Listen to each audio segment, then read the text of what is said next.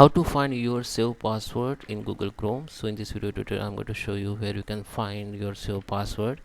So let's start with the video, guys. Before we start, I request you, if you like this video, hit the like button, subscribe my channel, and don't forget comments below. So let me open the Chrome browser first. So if you're using Chrome browser or any other browser, you can every browser has the password manager option, so you can go there and you can find out your save password. So I will show you how you can do this for the another browser. So first I'm going to show you the in Chrome is a popular browser and you can use it easily. So just click on this three dot option left top right corner and go to the settings.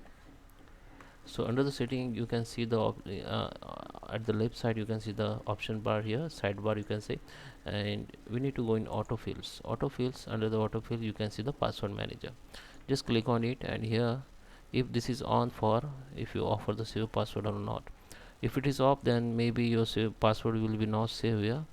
For save password you have to on this for so that when you enter the new password and username, then your Google or Chrome offer you to save password. So just on this if you want to save password, and just scroll down, and here you can see or your all save password. Okay, this is my all save password. You can check out.